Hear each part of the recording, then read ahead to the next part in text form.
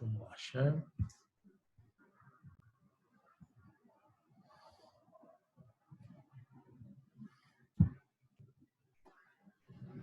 Deixa eu ver aqui como é que tá.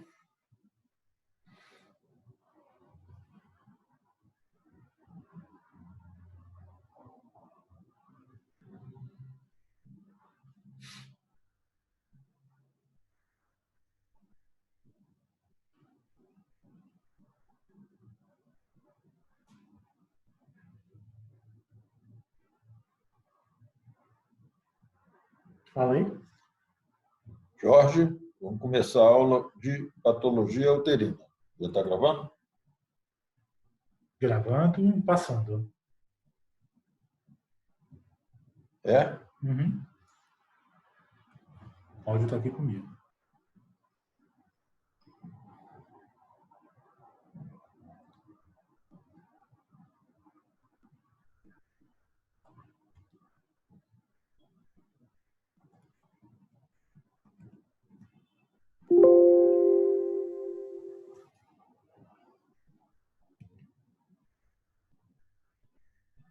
Tá bom?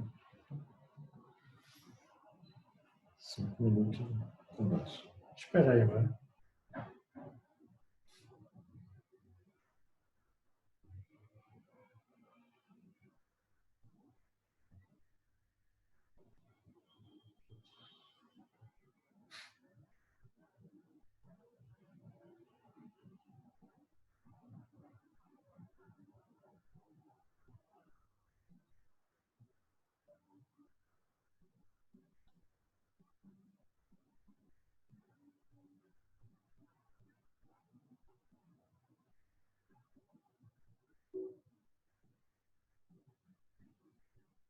WhatsApp fechando. Fechando.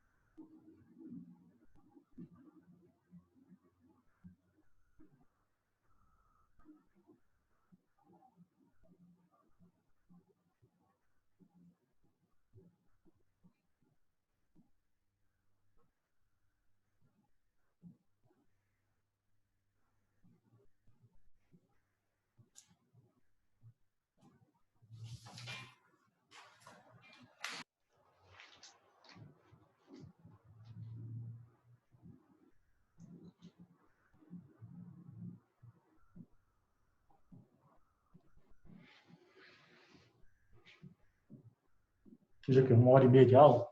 Mais ou menos. Vou ver se eu consigo É fazer tranquilo. com 1h10, por aí assim. Vamos ver. Aí depois você apresenta toda a matéria, a aula, no caso, e eles tiram as dúvidas também. Isso. Entendi, entendi.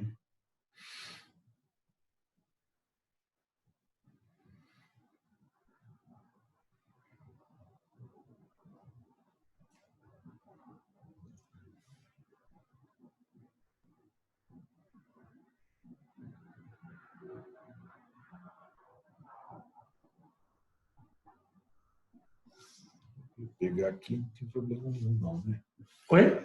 Pegando aqui não tem problema nenhum, não, né? Mouse. Não, Pra só não mexer. pode pausar lá em cima de novo. Não diga assim, quando eu estiver mostrando os slides, tranquilo, né? Não, tranquilo.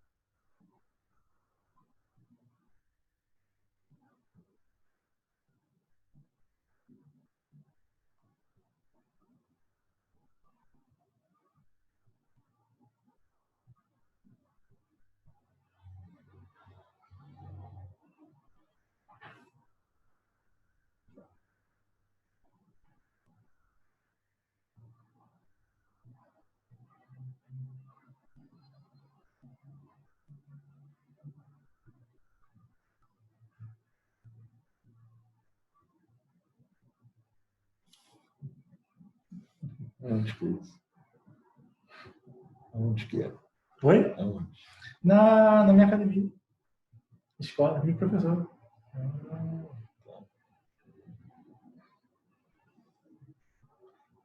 Um minutinho. Bom, um minuto.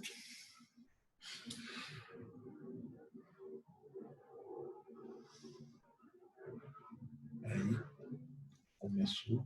Você pode ir. Você destranca a porta e pode caminhar sem problema. Eu fico, O microfone é bom. eu fico te aguardando. O microfone é bom. Fico te aguardando quinta-feira. Tá. A gente vai conversando pelo WhatsApp. Tá? Posso começar? Pode sim. Bom, boa tarde a todos que estiverem ligados na aula de patologia. Bom, hoje nós vamos abordar patologia ginecológica. E, infelizmente, não há como abordar tudo isso em 40 minutos. A gente vai estender um pouco mais. Vocês estão conseguindo acompanhar? Bom. Sim, tudo certo. Tudo certo? Mudou o slide? Mudou. Então, tá bom. Então, vamos começar, gente. Obrigado pela atenção de vocês. A gente vai começar, então, abordando as patologias uterinas. Bom, aqui a gente tem um slide só para ilustrar para vocês aqui, né? O canal vaginal, o colo uterino e aqui para cima o corpo uterino, as trompas e os respectivos ovários. Bom, quando a gente estuda o útero, tá? A gente estuda separadamente o corpo uterino do colo uterino. Por quê? Porque as estruturas que existem no corpo uterino, ou seja, miométrio e endométrio. No colo uterino, temos ectocérvice e endocérvice. Então, como as estruturas são diferentes, as doenças, então, também são diferentes. E nesse slide aqui, serve para mostrar para vocês, chamar a atenção, que essas estruturas ficam na parte baixa do abdômen feminino. Tá? Então, vamos em frente. No início, agora, gente, quando eu me referi a útero, nessa primeira fase da aula, eu estou me referindo ao corpo uterino. Então, vocês pensem em miométrio e endométrio. Mas, para o final da aula, a gente vai abordar, então, o colo uterino. Então, inflamações que vocês estão vendo aí são inflamações do miométrio e do endométrio, tá bom? Então, no primeiro momento agora, a gente esquece o colo uterino. A gente vai pensar apenas no corpo uterino.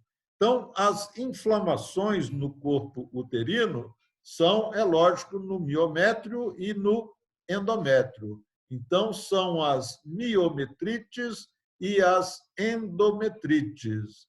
Olha, gente, essas inflamações aí, a esse nível, na maioria das vezes, elas estão relacionadas a procedimentos obstétricos. E a causa do processo inflamatório, em sua maioria, são restos placentários que ficaram retidos após o parto e, muitas vezes, também relacionadas a procedimentos obstétricos, como as curetagens uterinas. E nós temos que lembrar, gente, muito importante a gente falar disso, tá? Que inúmeras pacientes provocam procedimentos abortivos e sendo causas de inflamações a esse nível aí. E vocês têm que ter em mente que essas pacientes, elas omitem por completo a informação. Então, a gente que é médico, nós temos a obrigação de pensar nessa possibilidade. Então, as miometrites e endometrites são, em sua maioria, decorrentes de procedimentos obstétricos, sendo a causa principal restos placentários retidos. Tá? Agora, vocês já estudaram no início do período a tuberculose. A tuberculose é uma situação que pode disseminar para vários órgãos do nosso corpo, inclusive provocando uma endometrite. Então, é possível uma inflamação no endométrio decorrente de uma tuberculose. Mas, volto a dizer que, na maioria das vezes, eles estão relacionados a miometrite e endometrite com procedimentos obstétricos. Tá bom? Bom, olha só, uma outra situação capaz de acontecer é a chamada endometriose. O que significa o termo endometriose? Bom, significa o implante de glândulas endometriais com ou sem estroma, tá? Em outras regiões do corpo. Ou seja, endometriose é o implante de endométrio, tá? Em outro local. Quando esse implante do endométrio se dá para dentro do próprio útero, ou seja, implante de glândulas endometriais em meio às fibras musculares lisas do miométrio, nós estamos diante de uma endometriose chamada interna, que é conhecida com o nome de adenomiose. E quando o implante de glândulas endometriais se dá para fora do útero, a gente está diante da endometriose externa. Tá? Bom, a endometriose interna, alguns acham que poderia ser por um crescimento de células da membrana basal do epitélio endometrial, que cresceria e ia se alojar em meio às fibras musculares lisas do miométrio, ocasionando assim a adenomiose, que é uma endometriose interna. A endometriose externa, que é para fora do útero, existem diversas teorias para explicar essa endometriose. Uma delas seria o seguinte, que o endométrio descamaria, seria sugado pelas trompas uterinas e aí poderia se alojar ou na própria trompa, ou no ovário, ou então caindo dentro da cavidade abdominal e ali se instalando e crescendo. Então, uma endometriose externa que seria gerada pela regurgitação, tá, de glândulas endometriais que seriam sugadas pelas trompas do útero. Alguns acham que uma outra teoria seria que glândulas endometriais ganhariam o interior da corrente sanguínea e aí circulariam pelo organismo, podendo se instalar em qualquer região do organismo. Tá? Então, é uma teoria de disseminação sanguínea do endométrio através da corrente sanguínea. E alguns acham que não é nada disso. Alguns defendem a teoria que a endometriose seria simplesmente uma metaplasia, uma transformação de um tecido em outro, aquilo que vocês já devem ter estudado nas adaptações celulares. Tá certo? Então, são teorias que tentam explicar a endometriose. E, para terminar, existe uma endometriose provocada pelo médico, que é uma endometriose iatrogênica, que ela ocorreria após uma cesariana, né? Quando o médico faz a cesariana, ele vai abrindo, né, plano a plano, a pele, o subcutâneo, a musculatura, até chegar no útero, abrir o útero e fazer a cesariana. Quando termina, ele vai de dentro para fora, ele vem fechando. E, ocasionalmente, glândulas endometriais podem se implantar em qualquer região dessas aí, originando uma endometriose externa, que é iatrogênica, provocada ocasionalmente pelo médico durante uma cesariana. Tá certo? Então, isso é endometriose. É o implante de glândulas endometriais com ou sem estroma, tá?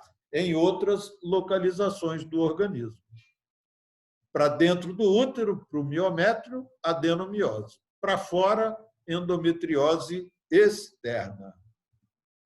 Então, aí a gente está vendo, ó, um esquema do útero com os ovários e as trompas, e vocês estão vendo aqui um foco de adenomiose.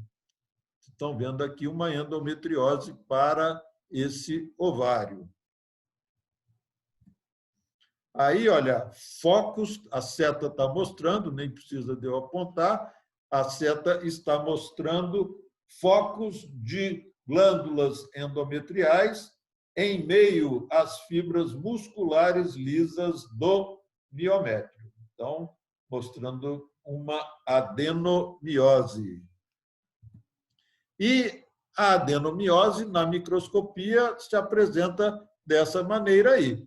Nós estamos vendo as fibras musculares lisas e, em meio às fibras musculares lisas, vemos essas glândulas endometriais aqui, ó.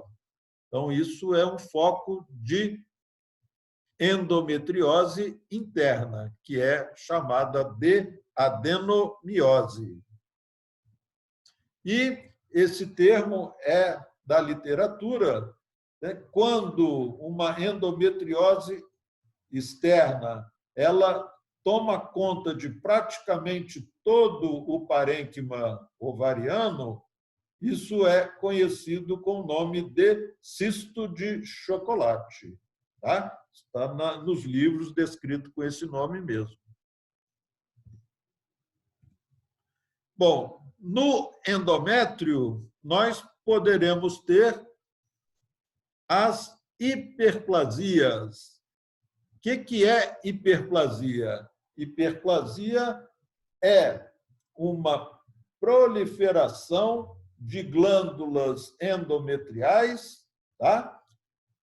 Que, vamos dizer assim, está, algumas delas, a caminho de uma neoplasia. Então, sendo assim, as hiperplasias, que são provocadas devido a uma estimulação estrogênica excessiva, tá? As hiperplasias, por isso, elas são classificadas em hiperplasias de baixo grau e hiperplasias de alto grau. As hiperplasias de baixo grau podem ser subdivididas em hiperplasias simples e complexas. E as hiperplasias de alto grau são as hiperplasias atípicas. Tá? Agora, baixo grau e alto grau de quê? Justamente do que eu comentei com vocês, da possibilidade de chegar a um carcinoma de endométrio. As hiperplasias de baixo grau, as simples, tá? Tem autor que jura que essa hiperplasia está muitíssimo longe da probabilidade de desenvolver um carcinoma. Tá? Já as hiperplasias complexas, você já deu um passo em direção a uma neoplasia maligna. Tá? E as hiperplasias atípicas, algumas hiperplasias de endométrio, elas são tão atípicas que fica numa curetagem uterina, fica impossível você dizer se aquilo já é um carcinoma ou se é uma hiperplasia atípica. Tá bom? Então, as hiperplasias de endométrio são de baixo grau e de alto grau. Olha, aqui nós estamos vendo um útero cortado e a gente está vendo, olha, o endométrio totalmente, completamente espessado, tá? Muito. O endométrio normal, ele não passa de poucos milímetros de espessura, 3, 4 milímetros de espessura num endométrio normal. Esse endométrio aí está muitíssimo espessado, ou seja, ele está hiperplasiado. E na microscopia, para vocês terem ideia de uma microscopia de um endométrio normal, estamos vendo aí o estroma endometrial e as glândulas endometriais revestidas pelas células epiteliais, tudo dentro da normalidade. Aqui, a população glandular, ela está aumentada. E vocês podem ver que algumas glândulas endometriais estão dilatadas. Isso é típico da hiperplasia endometrial de baixo grau, chamada hiperplasia simples. Como ela tem essas glândulas dilatadas cisticamente, alguns chamam essa hiperplasia simples de endométrio também de hiperplasia cística, por conta de algumas glândulas estarem dilatadas cisticamente, em comparação com a luz das glândulas normais. Tá? Então, uma hiperplasia endometrial de baixo grau, chamada hiperplasia simples ou hiperplasia cística. Bom, lembrando, né, mais uma vez, que nós vamos estudar agora tumores, nós estamos no corpo uterino. Então, nós vamos ver tumores do miométrio e tumores do endométrio. Vejam, o miométrio ele é composto de fibras musculares lisas. E tumor de fibra muscular lisa benigno é denominado leiomioma. Tumor de musculatura lisa maligno é denominado leiomiosarcoma. E tumores de endométrio, tá? Nós temos tumores benignos, que são os chamados pólipos. E os tumores malignos do endométrio são os carcinomas. E o tipo mais comum, tradicional de carcinoma de endométrio é o padrão clássico conhecido com o nome de adenocarcinoma. Tá? Bom, então vamos prosseguir. Então, nós estamos vendo aí um útero aberto, né, cortado ao meio, e estamos vendo diversas nodulações, olha, tumorações arredondadas, esbranquiçadas, firmes, bem delimitadas, ou seja, nós estamos vendo um útero com vários leiomiomas uterinos. Então, essas características, tá, são típicas dos leiomiomas. Tá? Uma neoplasia bem delimitada, uma neoplasia esbranquiçada, firme. Isso é típico de todos os leiomiomas. Tá? Agora, existe um problema clínico relacionado aos leiomiomas. Tá? Mas leiomioma, lógico, é uma neoplasia benigna. Tá? A única diferença, gente, é o seguinte: um leiomioma grande como esse aqui, ó, que está localizado cá em cima no útero, um leiomioma chamado de subseroso, pois ele está junto da serosa do útero. Às vezes, um leiomioma grande como esse aqui, ele não causa tanto transtorno como um leiomioma aqui, ó, que está na intimidade do endométrio.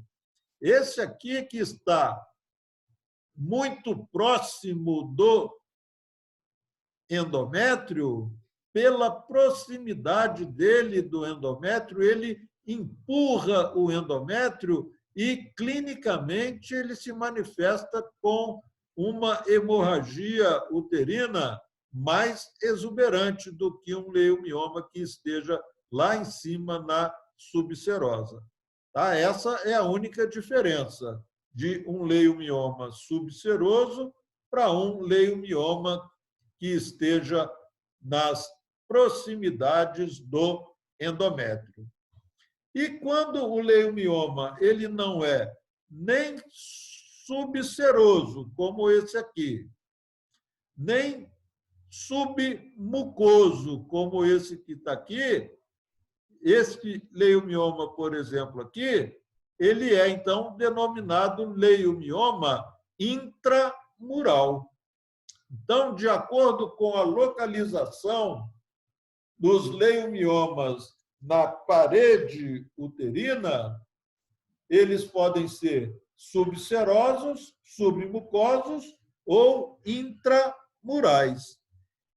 E os leiomiomas também estão relacionados com uma atividade estrogênica excessiva e prolongada.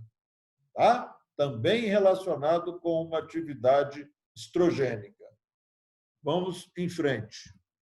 Aí, olha, um outro útero cortado, aberto, mostrando a seta, está apontando para um leiomioma submucoso.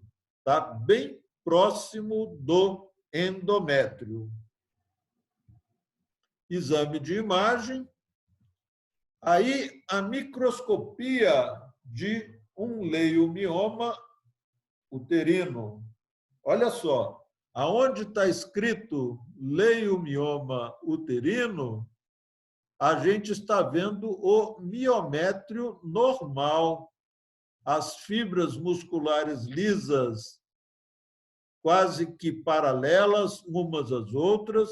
Agora, do escrito para cá, a gente está vendo uma maior população de fibras musculares lisas, algumas deitadas, outras em pé, umas inclinadas para um lado, outras inclinadas para o outro, ou seja, isso aí é a microscopia de um leiomioma uterino.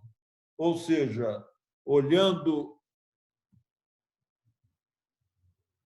fazendo um corte histológico desse leiomioma aí, na microscopia a gente vai encontrar esse aspecto, tá? De um leiomioma uterino. Aí, o tumor maligno de musculatura lisa, que é o leiomiosarcoma.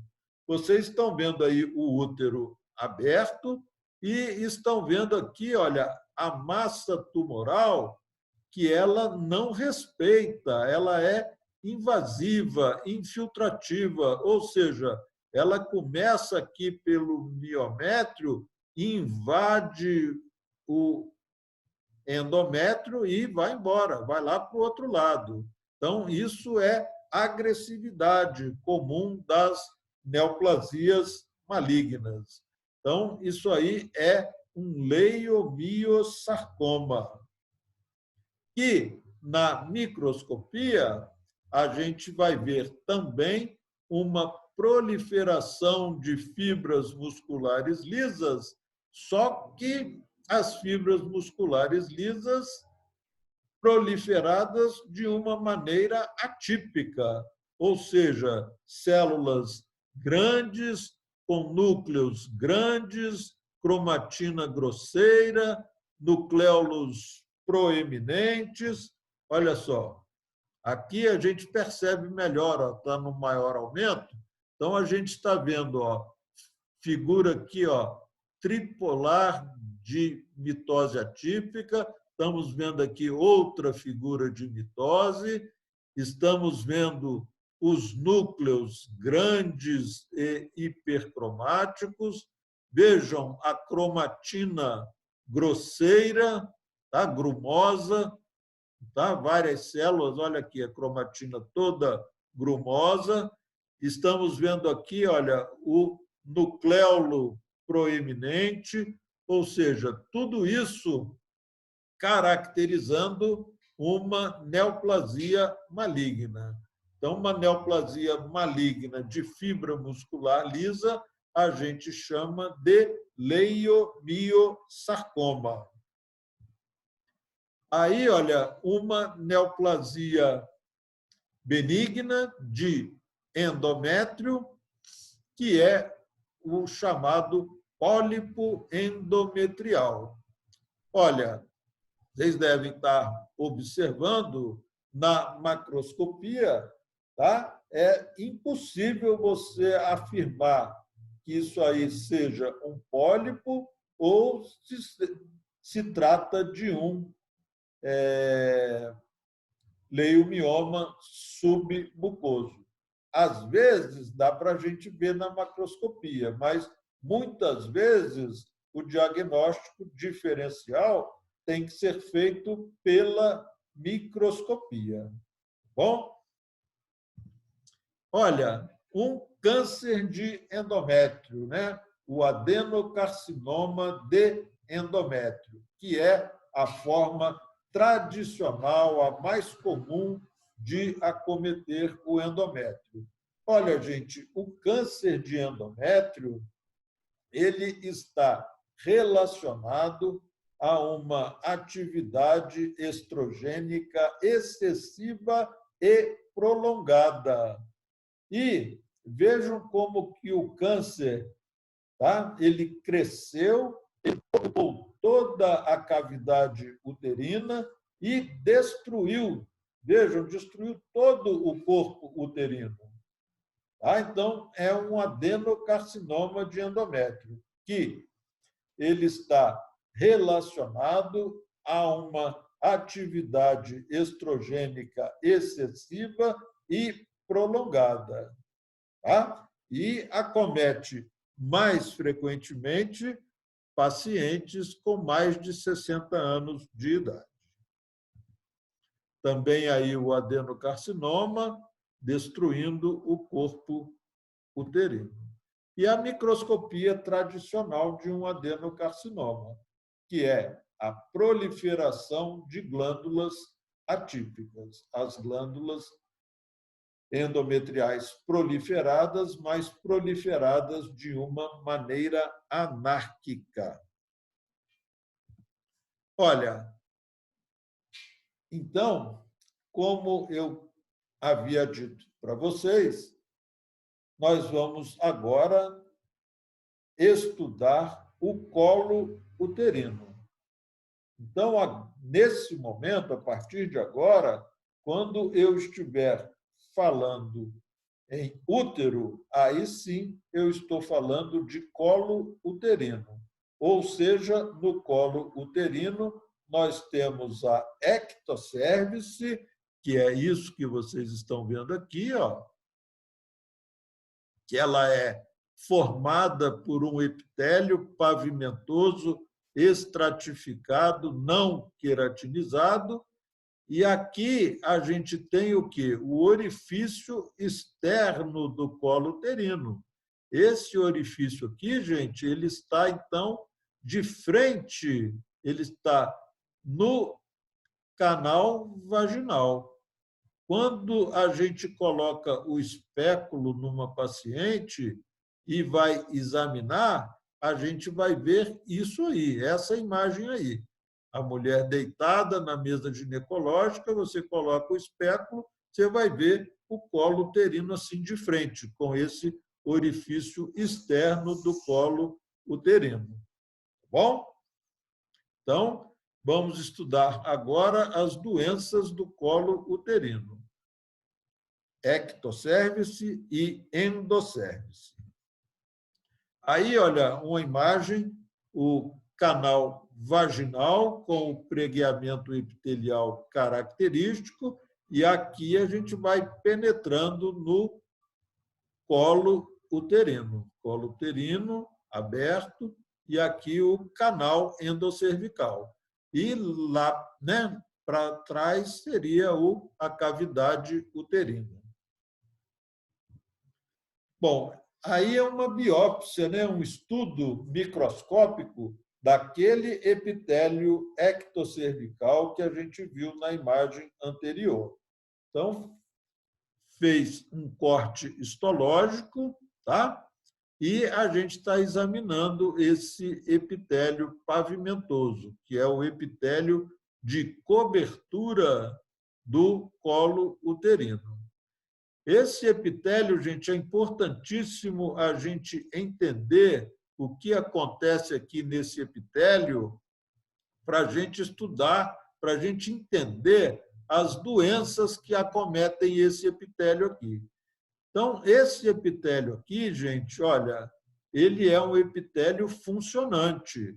As células que estão aqui na membrana basal do epitélio, elas vão se proliferando, vão subindo aqui nesse epitélio, tá? E quando chega lá em cima, na camada superficial desse epitélio, tá? Quando a vida útil dessa célula termina, ela se descama e, lógico, surge uma outra no seu lugar. Então, isso é um epitélio funcionante, tá? Ele está sempre se renovando. E vocês têm que entender o seguinte, que ao nível, nas proximidades aqui da membrana basal, as células, o núcleo das células epiteliais, as células escamosas, apresentam núcleos maiores. E, de acordo com o que vai subindo nesse epitélio aqui, as células vão se achatando, vão diminuindo, até chegar a células mais achatadas, lá na superfície do epitélio. Para fins de estudo, esse epitélio ele é dividido em 3/3. Isso é fundamental para vocês entenderem as doenças que a gente vai comentar a seguir. Então, esse epitélio ele apresenta 3/3, ou seja, temos o terço aqui próximo à membrana basal, temos um outro terço em cima dele E, mais em cima de tudo, nós temos mais um terço, que é o de células superficiais. Então, terço ou camadas de células. Então, para recapitular com vocês, próximo à membrana basal, nós temos a chamada camada de células profundas do epitélio ectocervical.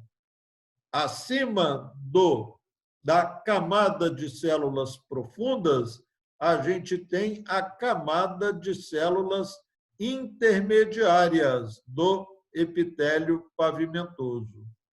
E, acima da camada intermediária, nós temos a camada de células superficiais do epitélio.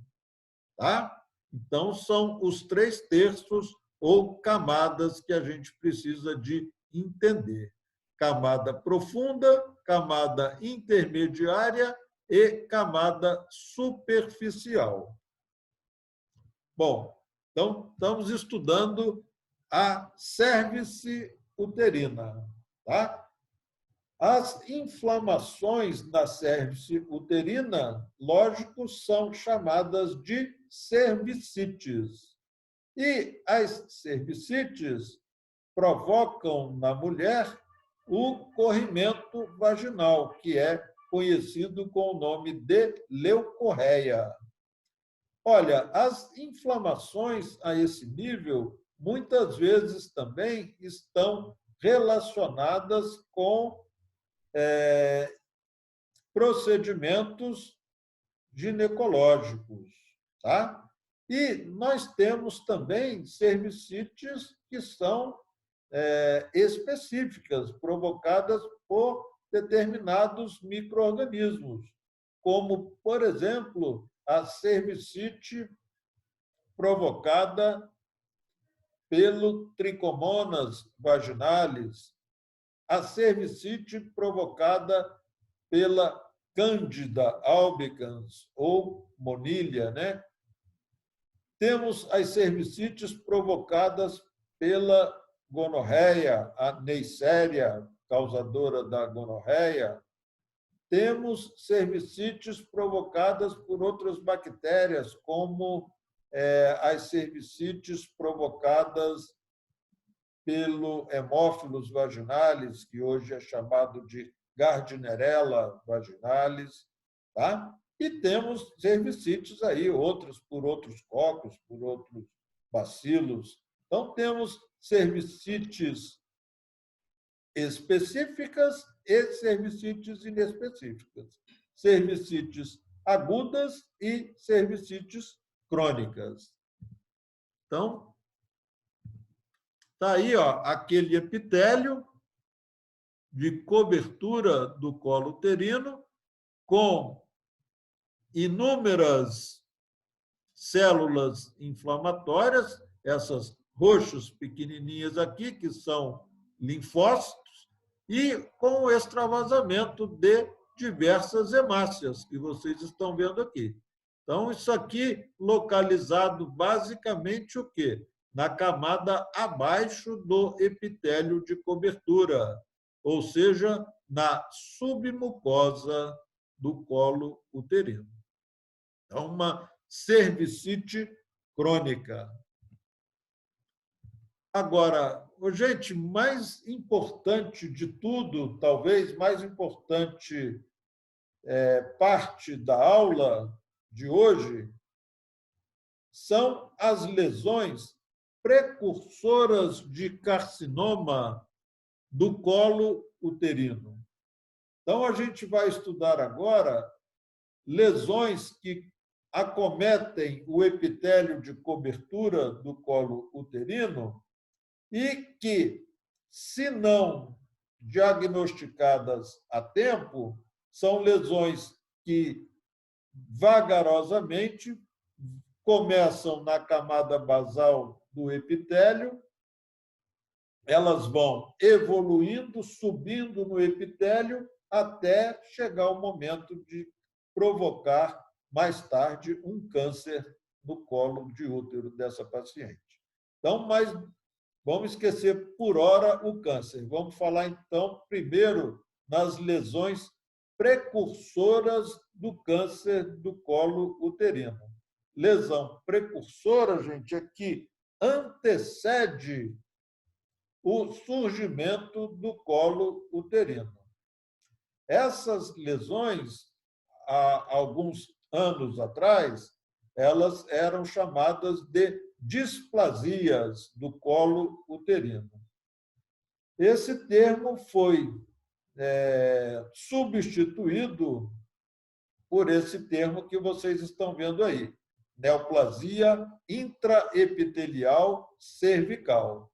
E essa neoplasia intraepitelial cervical, de acordo com o grau de comprometimento daquele epitélio escamoso, ela é graduada em NIC. NIC 1, NIC 2 e NIC 3. Olha, o que significa NIC? Neoplasia intraepitelial cervical. Ou seja, nós estamos antes do câncer, não chegamos ainda no câncer. O que é um NIC 1? NIC 1 significa que o epitélio de cobertura do colo uterino apresenta células alteradas apenas na camada profunda do epitélio ectocervical. O NIC 2 apresenta alterações celulares na camada profunda do epitélio ectocervical e também na camada intermediária do epitélio ectocervical. Por isso é NIC 2. E NIC 3 é comprometimento de células das camadas profunda, intermediária e superficial do epitélio de cobertura. Então, esse é o NIC 3. Tá? Então, ou seja, NIC 1, somente alterações no terço profundo do epitélio de cobertura. NIC 2, terço profundo e intermediário. NIC 3, os 3 terços estão comprometidos. Profundo, intermediário e superficial. Tá? Então, vejam essa imagem, tá? De uma neoplasia intraepitelial cervical. Aqui, olha, desse lado, está escrito ali, vocês estão vendo que é um epitélio de cobertura normal. Vejam, ele é normal, como eu já havia dito para vocês, o núcleo das células na camada profunda, ele é maior do que o núcleo das células da camada superficial. Então, à medida que ele vai subindo no epitélio, o núcleo vai diminuindo até ficar achatado, como vocês estão vendo aqui. Então, isso é o epitélio normal do colo uterino. Tá? Ele, por apresentar essa diferença entre a camada profunda e a camada superficial, a gente diz que esse epitélio é um epitélio polarizado. Agora, à nossa direita, o epitélio está completamente desorganizado. Ou seja, a celularidade do epitélio está maior, eu tenho um maior número de células, temos células de vários formatos, núcleos grandes, núcleos hipercromáticos. Vejam que os núcleos aqui eles estão mais roxos do que os do lado esquerdo. E a gente tem que observar que essas alterações celulares e nucleares, que acabou por modificar a arquitetura do epitélio, elas estão nos 3/3 do epitélio. Então, a meu ver,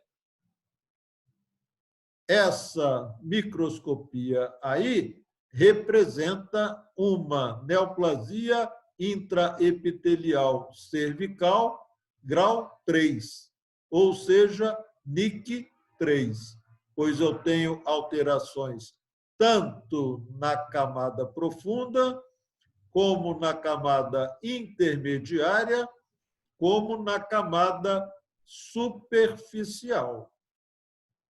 Mas, se vocês observarem, lá em cima, bem na superfície, eu ainda tenho células normais, vamos dizer assim. Mas isso aqui é terço superior, por isso eu classifiquei como NIC 3. Mas, apesar da arquitetura desse epitélio aqui estar bastante alterada, modificada, como eu estou mostrando aqui para vocês, eu ainda tenho alguma regularidade nesse epitélio. Então, isso é uma neoplasia intraepitelial cervical, grau 3, NIC 3. Agora, veja só,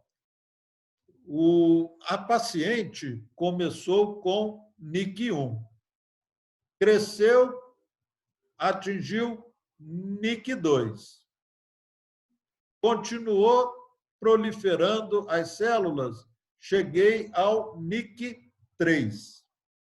E, se o processo não foi freado, não existe mais NIC, não existe NIC 4. NIC parou no 3. Mas, se o processo continua a evoluir no colo da paciente, aí, gente, de NIC, que é uma neoplasia intraepitelial cervical, de NIC 3, que é uma lesão precursora do câncer, de NIC 3, aí, gente, passa para o carcinoma. Aí chegou ao câncer. E o carcinoma tradicional de acometer o colo uterino é o carcinoma de células escamosas, que é o carcinoma epidermoide. Tá? Agora, chegou então no câncer. Mas a gente ainda tem alguns comentários para fazer. Se o câncer na ectocérvice da paciente ele está restrito ao epitélio de cobertura do colo uterino, ele está só no epitélio de cobertura, ele é chamado de carcinoma in situ do colo uterino. A importância de se fazer o diagnóstico até aí da paciente é porque, nesse estágio, a mulher sendo adequadamente tratada, ela tem 100% de cura. É 100%, é totalmente curada. E ela não deixou de ter uma neoplasia maligna. Tá? Agora, se ninguém fez o diagnóstico dessa paciente, ninguém tomou providência e o carcinoma in situ ele continua a crescer, aí, gente, presta atenção, o epitélio já está todo tomado. Então, já acometeu camada profunda, camada intermediária e camada superficial. Passou de NIC1, NIC2, NIC3, chegou a carcinoma in situ, que é restrito ao epitélio de cobertura, mas a neoplasia continua a crescer. Aí o que vai acontecer? As células tumorais vão invadir, vão ultrapassar a camada basal do epitélio de cobertura, eles rompem a membrana basal e as células tumorais vão, então, para a submucosa do colo uterino. Agora, a mulher ainda tem uma chance de ser curada se essa invasão for muito discreta. Se essa invasão da submucosa não ultrapassar a 5 milímetros de espessura, estamos diante do chamado carcinoma microinvasor do colo uterino. Microinvasor significa que invadiu a submucosa, sim, mas invadiu só um pouco da submucosa. Tá? Por isso o nome microinvasor. Olha, do ponto de vista clínico, prático, o comportamento do carcinoma microinvasor ele é igual ao do carcinoma in situ. Mas gente, existe um pequeno detalhe, tá? Mas é uma grande diferença. Veja só, enquanto no carcinoma in situ nós temos 100% de cura da paciente adequadamente tratada, no carcinoma microinvasor eu tenho 99,999 de possibilidade de cura. Mas 99,9 é diferente de 100%. Então, você que tiver uma paciente com um diagnóstico de um carcinoma in situ, ela foi adequadamente tratada, você pode dar alta para a sua paciente e dizer para ela que ela está curada do câncer de colo dela. Ela vai morrer de outra coisa, menos de câncer de colo uterino. Já no microinvasor, você vai dizer que ela está praticamente curada, mas periodicamente você vai ter que chamar essa paciente e vai ter que rastrear se ela está ou não desenvolvendo alguma metástase. A probabilidade é muito pequena, é próxima de zero, mas vocês têm que ter em mente e ter a responsabilidade de pensar que a sua paciente pode ser o 0,1 da estatística, né? Então, do ponto de vista clínico, prático, é um detalhe apenas, mas é uma grande diferença. O carcinoma in situ para o carcinoma microinvasor. E, se ninguém tomou providência, a mulher passou pelos graus de NIC 1, 2 e 3, chegou ao carcinoma in situ, passou a carcinoma microinvasor, e aí, daí para frente, vai apresentar um carcinoma invasor. Aí não é mérito nenhum de fazer um diagnóstico de câncer de colo uterino já invasivo, porque nessa fase, tá? A mulher vai tratar, vai sofrer, vai gastar e o prognóstico não é bom. O carcinoma invasor do colo uterino, ele pode ser num aspecto vegetante, que faz uma vegetação acima daquela ectocérvice. Ele pode ser infiltrante, ou seja, que vai caminhando para dentro do colo, atingindo lá a endocérvice, e ele pode provocar uma ulceração na ectocérvice. Olha, o câncer de colo uterino, durante muitos e muitos anos, tá, procuraram um agente etiológico causador do câncer de colo uterino.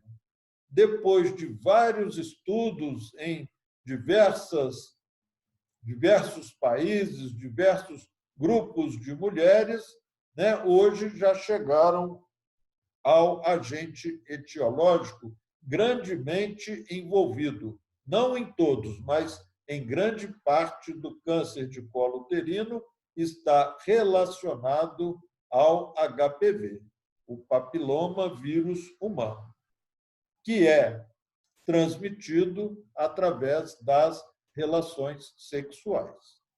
Não são todos, mas grande parte dos carcinomas de colo uterino estão relacionados com o HPV.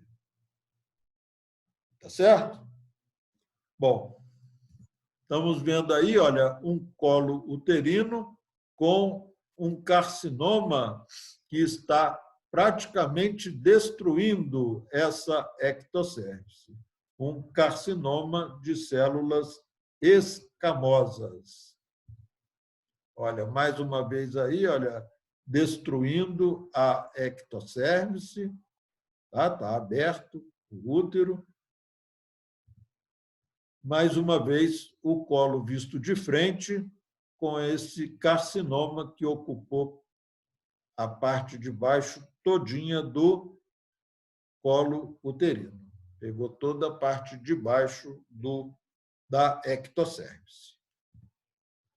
A microscopia clássica do carcinoma de células escamosas, com essas chamadas pérolas córneas, são tampões de queratina, e as células escamosas atípicas, grandes núcleos volumosos e hipercromáticos. Agora, lógico que infinitamente na estatística, o câncer de colo uterino tradicional é o carcinoma de células escamosas, mas no canal endocervical nós temos as glândulas endocervicais. Então, eventualmente, a gente pode ter um adenocarcinoma no colo uterino, que se origina ali nas glândulas endocervicais. Neoplasia benigna, quem for fazer ginecologia vai encontrar com frequência uma neoplasia benigna do colo uterino, que é o pólipo adenomatoso endocervical. Bom, agora a gente vai rapidamente, eu vou ver se eu não demoro muito, abordar algumas principais características das patologias de ovário. Tá? Só um minutinho. Bom, aqui a gente está vendo canal vaginal, colo uterino, corpo uterino, trompas e respectivos ovários. Olha, a menina, quando nasce, ela possui já nos seus ovários os folículos ovarianos primitivos, que são os chamados folículos ovarianos primordiais, ou também conhecidos com o nome de folículos de Graafi. Olha, quando essa menina chega na puberdade, que ela amadurece sexualmente, né? Aí algumas aos 13 anos, outras aos 15, nessa faixa aí. Então, a partir do momento que a menina se amadurece sexualmente, ela começa a desenvolver os ciclos menstruais. E a cada ciclo menstrual, tá? Uma série de folículos ovarianos primitivos, eles começam o amadurecimento. Quando um deles completa o amadurecimento, o processo para e aquilo regride. Tá? Então, esse processo acontece durante toda a vida fértil da mulher. Então, a cada ciclo menstrual, é isso que acontece. Por que eu estou dizendo isso? Porque nesse processo de amadurecimento e regressão, surgem, muitas vezes, pequenas formações císticas localizadas na cortical dos ovários, que são os chamados cistos foliculares. E os luteínicos, eles são o encistamento do corpo lúteo. Quando o folículo primitivo completa o seu amadurecimento, ele se transforma no corpo lúteo. Então, esses cistos ovarianos, foliculares e luteínicos, são geralmente cistos pequenos que não ultrapassam a meio centímetro de diâmetro e estão localizados na cortical dos ovários. Então, a gente está vendo aí, olha, um corte de um ovário com a seta mostrando um cisto folicular. Ele contém um líquido transparente no interior e ele é delimitado por... Ele tem essa característica esbranquiçada, ele é delimitado por células ali da granulosa. E aí, olha, o ovário com um cisto de corpo lúteo hemorrágico. A seta está em cima dele. Tá? O corpo lúteo,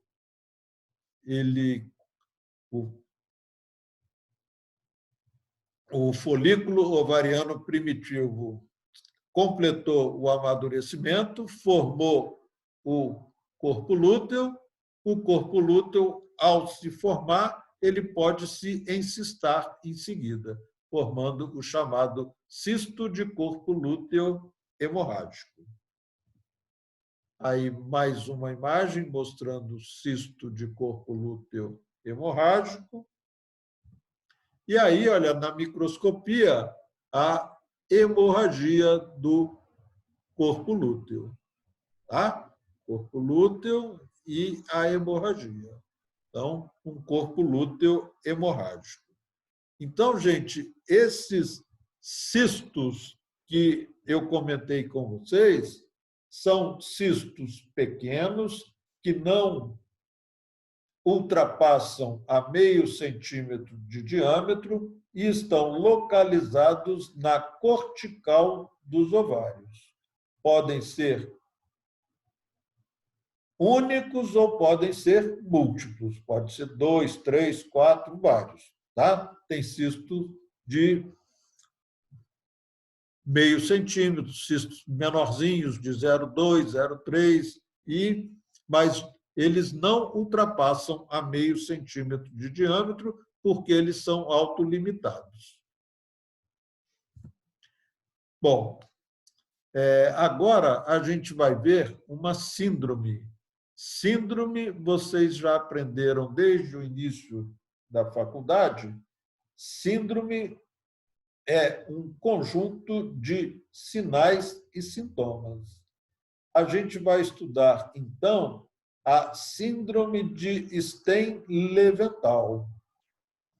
Vocês estão vendo aqui, ó, ovário aumentado e cheinho de cistos.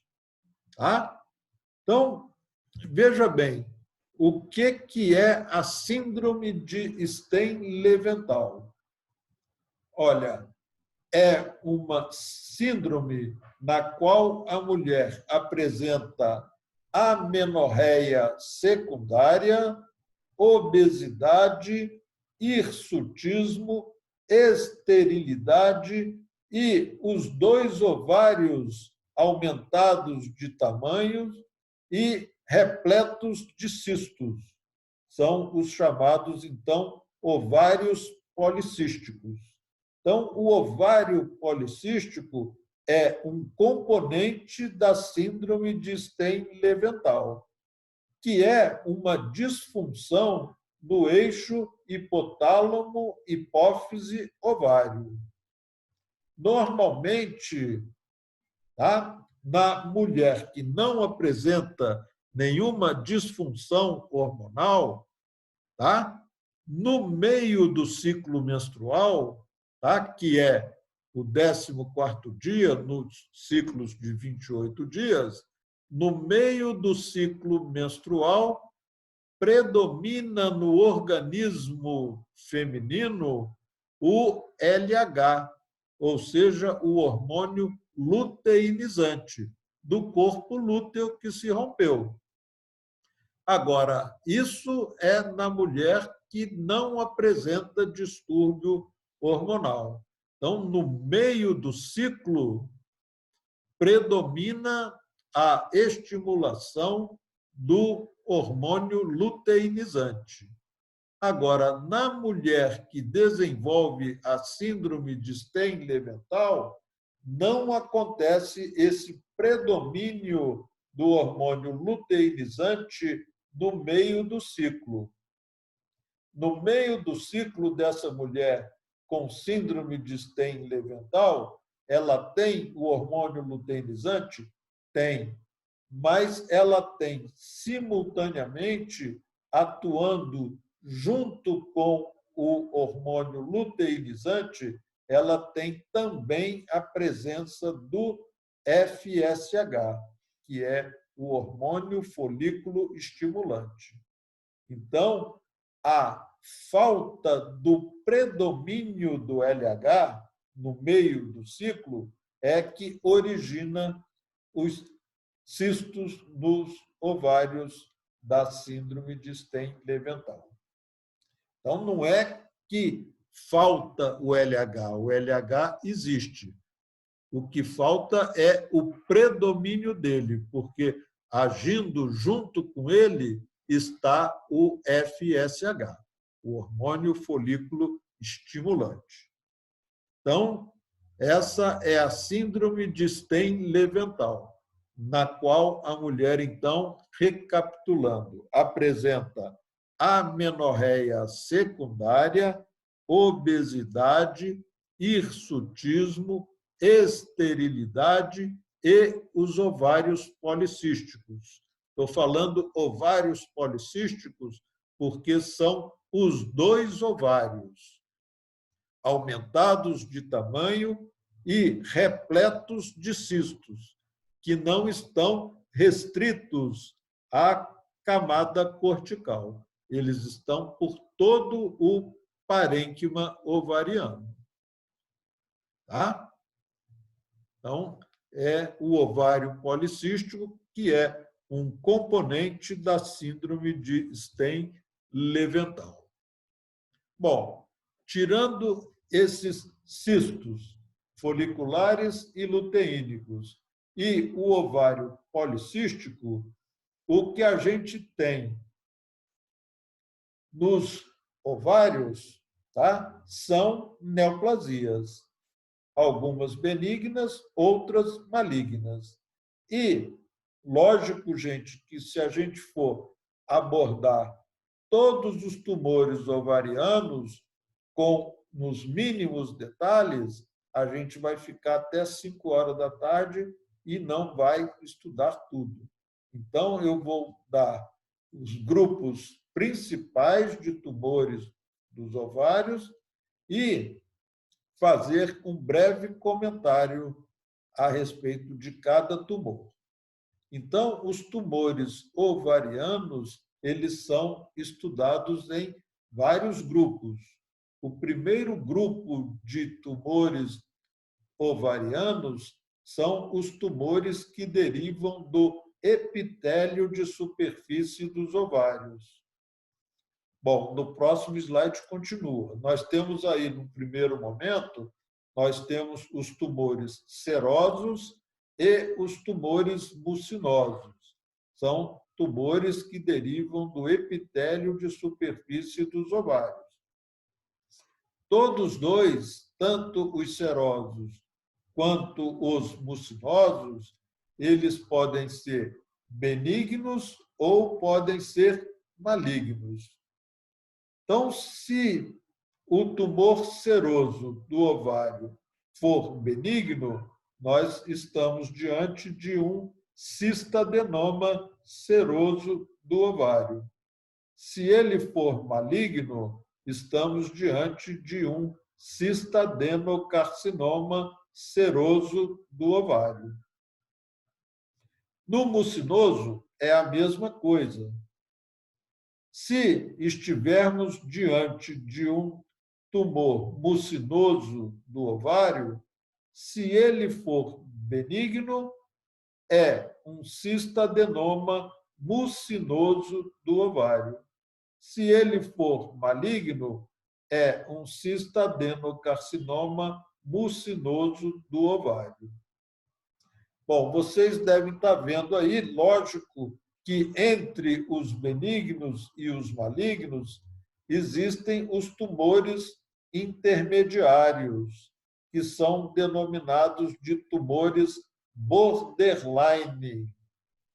Esses tumores borderline, tá, são tumores que eles nem apresentam características histológicas completamente inocentes que permita ao patologista dar um diagnóstico de tumor benigno, mas ele também não apresenta microscopicamente agressividade que permita ao patologista dizer que se trata de uma neoplasia maligna.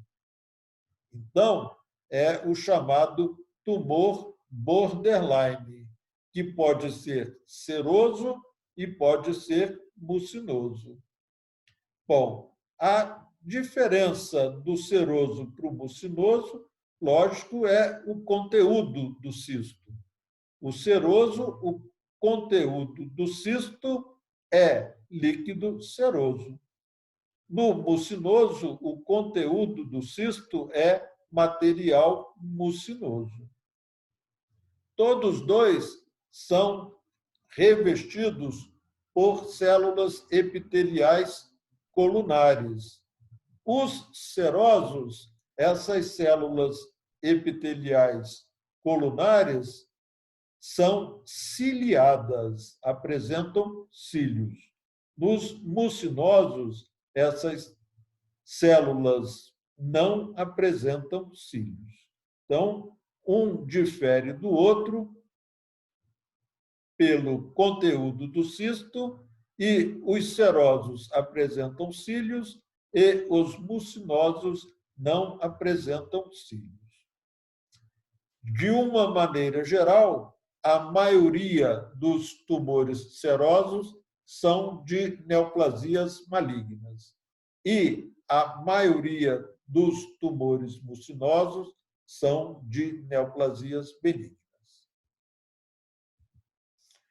Temos ainda, fazendo parte do grupo de tumores do epitélio de superfície dos ovários, os tumores cujo revestimento epitelial do tumor ele é semelhante ao endométrio. Então, ele é chamado de tumor endometrioide. Tá? E a imensa maioria também são de neoplasias malignas. Gente, olha só, o revestimento epitelial do tumor endometrioide é semelhante ao epitélio que reveste o endométrio. O epitélio que reveste o tumor seroso, tá? Ele é semelhante ao epitélio que reveste a trompa uterina.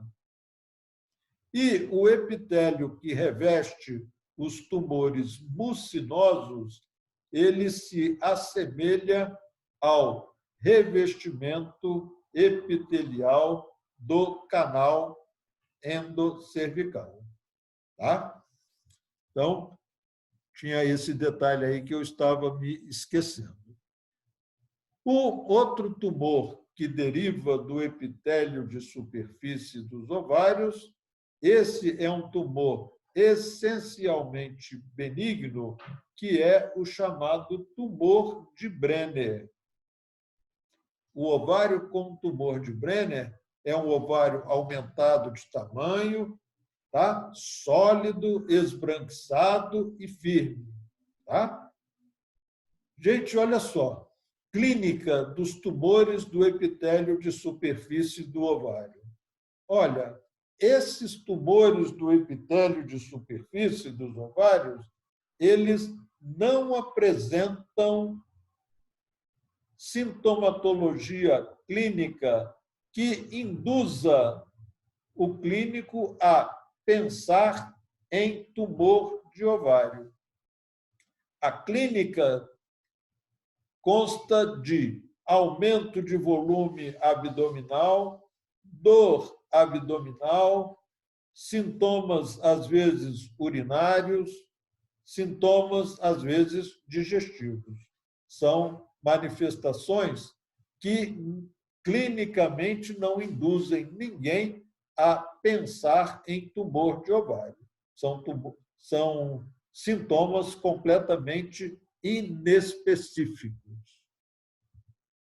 Estamos vendo aí um tumor de ovário, tá? Benigno, um chamado cistadenoma seroso do ovário. Vocês estão vendo lá o líquido seroso meio amarelado. E, gente, esse tumor, a proporção de parênquima ovariano sólido e parênquima ovariano cístico, isso varia de tumor para tumor. Tá? Não quer dizer nada. Tem tumor que tem mais cisto e pouco parênquima sólido. Tem tumor que tem mais parênquima sólido e menos cisto. Mas isso não significa que é melhor ou pior. Aí, olha, mais uma imagem de um cistadenoma seroso do ovário. E aqui, olha, a microscopia de um tumor de ovário limítrofe, ou seja, intermediário, ou seja, borderline. Olha, esse tumor, se fosse completamente benigno, o epitélio de revestimento seria isso que eu estou passando aqui com vocês. Ó. Uma camadinha de células inocentes, sem atipia, sem nada. Agora, veja que daqui para cá, como mudou de figura. As células estão aumentadas, começa a haver empilhamento de mais de uma camada de células, mas eu não estou vendo essas células nitidamente invadirem para lá. Então, ou seja, eu estou na dúvida se isso aqui é um cistadenoma ou se isso aqui já é um cistadenocarcinoma. Então, embora esteja escrito aqui, olha, cistadenoma seroso borderline, tá? A melhor maneira de você dar esse diagnóstico é a gente substituir esse termo aqui, ó. A gente suprimir isso aqui e dizer simplesmente tumor seroso borderline do ovário. Tá? Porque aqui, embora você esteja dizendo que ele seja uma lesão borderline, você deu o primeiro nome aqui de cistadenoma. Então, cistadenoma é benigno. Então, para você não se comprometer de maneira nenhuma, melhor você não usar isso aqui e colocar simplesmente tumor seroso borderline do ovário. Então, a possível agressividade está aqui, ó. Tá? Daqui para cá. Se fosse só esse aspecto aqui, seria moleza, né? Um cistadenoma tranquilamente. Mas com esse aspecto aqui, a coisa muda de figura. Tá? Aí, mais uma imagem, um cistadenocarcinoma. As papilas vistas aqui, tá? Aqui, ó, formando papilas reentrâncias para dentro da cavidade cística. A presença, gente, de papila ou não papila no tumor também não tem problema nenhum. Não significa que seja melhor ou pior ter papila. É apenas uma apresentação do tumor. E aí, a microscopia de um cistadenocarcinoma seroso papilífero do ovário. Aqui não tem dúvida, né, gente? Olha só, as células epiteliais são completamente atípicas, grandes, com núcleos hipercromáticos, ou seja, nitidamente isso aqui é uma neoplasia maligna. E aí, o carcinoma endometrioide. Tá? Disse a vocês que os tumores cujo revestimento são semelhantes ao endométrio, que é o tumor endometrioide, em sua imensa maioria são de neoplasias malignas. São, então, os carcinomas. E aí, na microscopia, o carcinoma endometrioide. Estamos vendo aqui as glândulas. Aqui, ó, olha lá. Glândulas com revestimento epitelial anárquico, atípico. Tá? Então, o carcinoma endometrioide. Esse aí, gente, é o tumor de Brenner. O tumor de Brenner, que eu disse, tumor de Brenner é uma neoplasia essencialmente benigna. E a característica dele é formar esses ninhos ou grupamentos aqui, ó, apontados pela seta, tá? Que são grupos ou ninhos de células que apresentam um epitélio transicional, aquele epitélio de revestimento urinário. Tá? Essa é a característica do tumor de Brenner. Tá? É uma neoplasia que o ovário fica aumentado de tamanho, é uma neoplasia sólida, o ovário fica aumentado, sólido, esbranquiçado, e na microscopia a gente observa esses ninhos ou grupos de células transicionais. Tá? É um tumor de Brenner. Visto mais de perto aí, ó, o grupo de células transicionais. Bom, outro grupo de tumores ovarianos são os tumores das células germinativas. Tumor de células germinativas são os teratomas, os disgerminomas e os coriocarcinomas. Os teratomas podem ser benignos, malignos e monodérmicos. Os tumores, né, benignos de células germinativas, os chamados teratomas, o teratoma benigno do ovário é uma neoplasia que apresenta células dos diversos folhetos embrionários. Então, o teratoma benigno, a gente vai encontrar diversas células fazendo parte do tumor ovariano. Então, o teratoma benigno do ovário, o teratoma benigno é também chamado de teratoma maduro.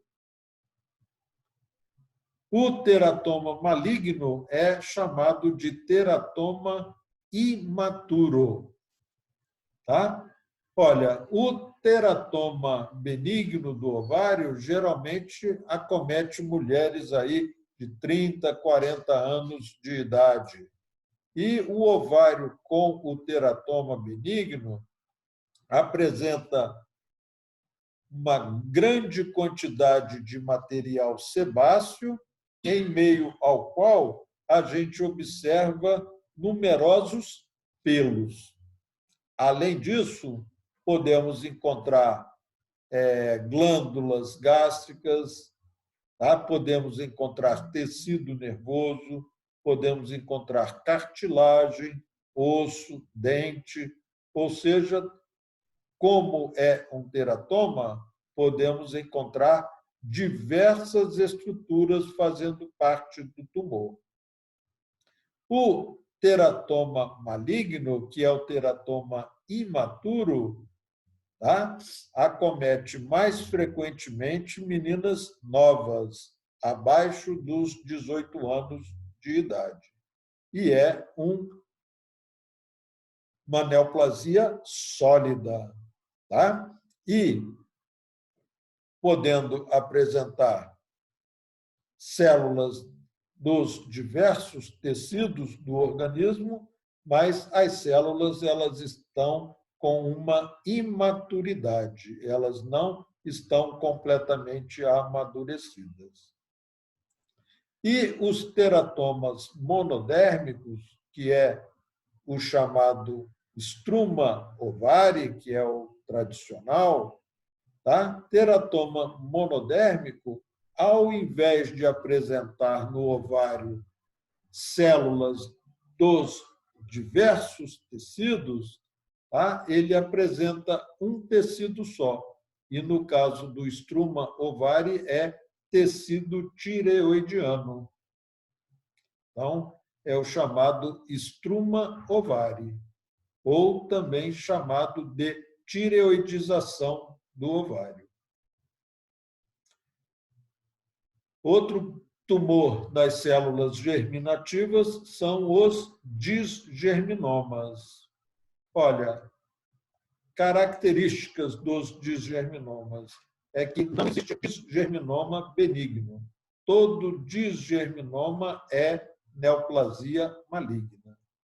E, embora todo disgerminoma seja maligno, ele é uma neoplasia que apresenta uma boa evolução, porque ele responde bem aos tratamentos da oncologia.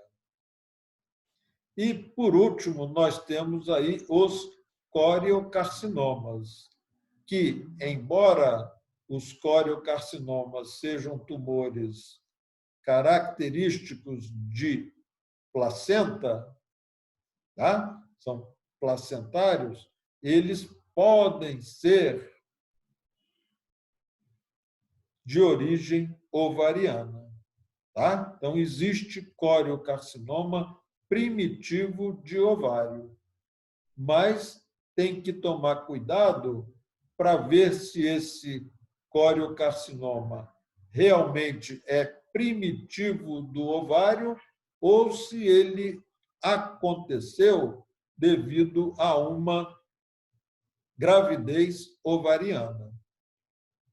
Então, os cientistas mais rigorosos só aceitam o diagnóstico de coriocarcinoma primitivo de ovário se acontecer numa mulher, né, onde a chance de gravidez seja 0, tá? Para você considerar esse coriocarcinoma primitivo de ovário. Estamos vendo aí, olha, o teratoma maduro do ovário, ou teratoma benigno. O ovário aumentado, cístico e com esse material amarelado, sebáceo, cheio de cabelo no meio desse material sebáceo. Estão vendo aí o ovário também cístico, com esse material aqui sebáceo e cheio de cabelo no meio desse material sebáceo. Isso é o que a gente vê comumente no teratoma maduro do ovário. Olha, isso aí foi tirado da internet, né? Está escrito, tá? Como estruma ovário, ou seja, tireoidização do ovário. Então, a gente está vendo aqui folículos tireoidianos. Mas, junto com isso, a gente está vendo aqui tecido adiposo, a gente está vendo cartilagem, a gente está vendo aqui glândula sebácea. Tá? Então, gente, por definição, isso aqui não poderia ser chamado, não poderia ser classificado como estruma ovário, porque na definição de estruma ovário é de um teratoma monodérmico. Então, só poderíamos ter tecido tireoidiano nesse ovário. Mas, vocês estão vendo, isso foi tirado da internet, quem publicou isso classificou como estruma ovário, mas não deveria ser. Tá? Para ser realmente estruma ovário, só poderia ter isso aqui. Tá certo? Estamos vendo aí um ovário bastante aumentado, na microscopia diagnosticou-se disgerminoma. Um coriocarcinoma, olha, o coriocarcinoma é uma neoplasia extremamente agressiva, extremamente maligna, com muita necrose, muita hemorragia e que, clinicamente, ele provoca um grande aumento das gonadotrofinas coriônicas. E isso facilita, induz o diagnóstico de coriocarcinoma. Tá? O elevado nível de gonadotrofinas coriônicas. Olha, o último grupo de tumores ovarianos, tá? São os tumores do estroma e dos cordões sexuais. Gente, cordões sexuais, estou dizendo o seguinte, que eles precedem o desenvolvimento da gônada em gônada masculina ou gônada feminina. Isso lá na embriologia. E os tumores do estroma é do parênquima ovariano. do estroma ovariano. Então, nesse grupo de tumores, nós temos esses aqui, olha, fibroma, tecoma, tumor de células da granulosa e os androblastomas, que são tumores de Leydig-Sertoli. Gente, o fibroma, tá, é uma neoplasia benigna do ovário, caracterizada pela proliferação de fibras, né, de fibroblastos. Então, isso é o fibroma. O ovário fica aumentado de tamanho, sólido e com um estroma cheio de tecido fibroso, cheio de fibroblastos. Então, isso é o fibroma. O tecoma é um tumor, tá, de células da teca. Qual a característica do tecoma? O tecoma, gente, a característica é que ele produz no organismo da mulher, ele produz estrogênios. Então, a mulher com o tecoma tem um nível de estrogênio aumentado no seu organismo. Isso pode provocar na menina jovem, antes da puberdade, o tecoma pode induzir nessa menina uma puberdade precoce.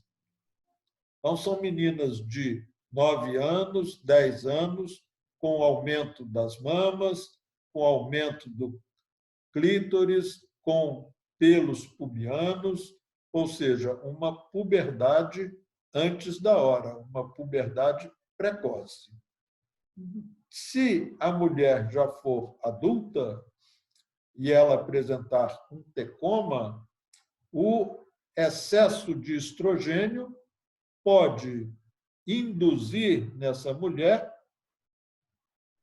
doenças fibrocísticas benignas, né, na mama ou carcinoma de mama. No endométrio, da mesma maneira, hiperplasias de endométrio ou câncer de endométrio. O problema, gente, do fibroma é o seguinte: muitas vezes esses dois tumores aqui se associam. Então, a associação do tecoma com o fibroma, você pode escolher. Você pode chamar de tecofibroma ou de fibrotecoma. Então, se o fibroma estiver associado ao tecoma, aí, lógico, ele pode produzir estrogênios. Agora, o fibroma puro, claro que não produz nada. A importância, o comentário que eu tenho para fazer do fibroma é o seguinte, é que existe uma síndrome na qual a paciente tem o fibroma, a chamada síndrome de Meigs. Tá? A mulher tem ascite, tumor ovariano e derrame pleural do lado direito. Isso é denominado síndrome de Meigs, M-E-I-G-S. Tá? Então, isso é típico de fibroma, a síndrome de Meigs. Embora, por definição, a síndrome de Meigs é definida como tumor ovariano menor do que 5 centímetros de diâmetro, ascite e hidrotórax à direita. Mas, de tanto a síndrome de Meigs estar envolvida com o fibroma, que alguns já definem direto que síndrome de Meigs seja fibroma, ascite e hidrotórax. Tá? Então, fibroma, ascite e hidrotórax à direita, a gente conhece com o nome de síndrome de Meigs. O tumor de células da granulosa, tá? Algumas vezes pode ser maligno, outras vezes não.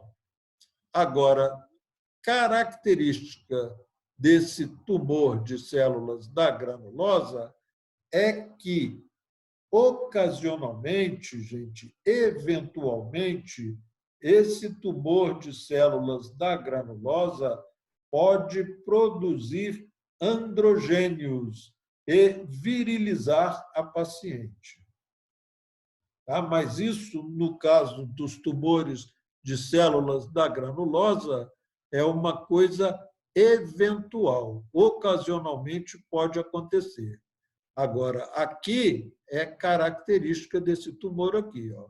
O tumor de células de Leydig-Sertoli, que são os androblastomas, esses tumores, sim, são tumores que provocam a virilização da mulher.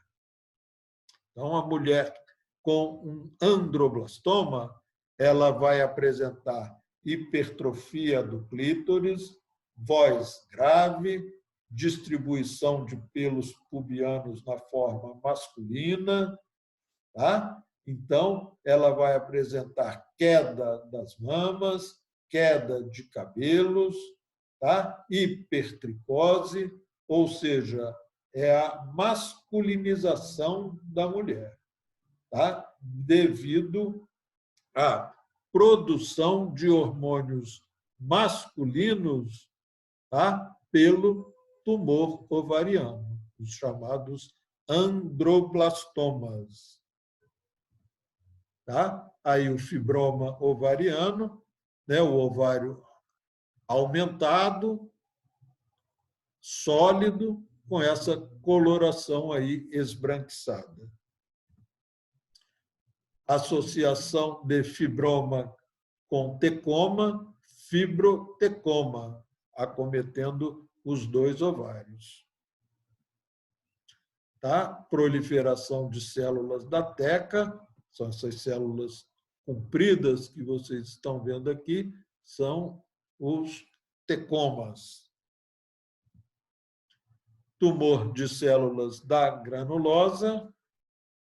Tá? Na microscopia, a tumor de células da granulosa apresenta esses folículos aqui abortivos, que são chamados de corpos de Karl-Exner. Aqui, ó. Corpos de Karl-Exner. Isso é super importante para o patologista fazer o diagnóstico de tumor de células da granulosa. Volto a dizer que, muitas vezes, esse tumor pode ser maligno e, eventualmente, pode produzir androgênios. Os tumores metastáticos, gente, o tumor de Krukenberg. Tá? E aí a gente encerra a aula de hoje, tá? Definindo o que vem a ser tumor de Krukenberg. Tumor de Krukenberg é metástase de carcinoma gástrico para os dois ovários. Para ser Krukenberg verdadeiro, tem que ser metástase para os dois ovários. Tá?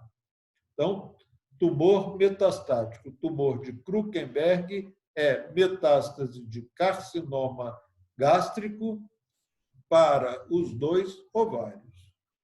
Bom, aí a gente, então, encerrou a aula de hoje, tá? Realmente não tinha como fazer uma coisa mais rápida, mas agradeço a atenção de quem ficou até o final. Obrigado, até a próxima.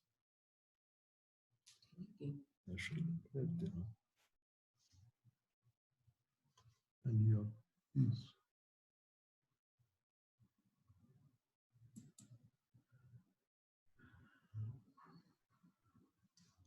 Aqui, ó. Entra aqui, ó. Ela está olhando ali. o índio de cima aqui.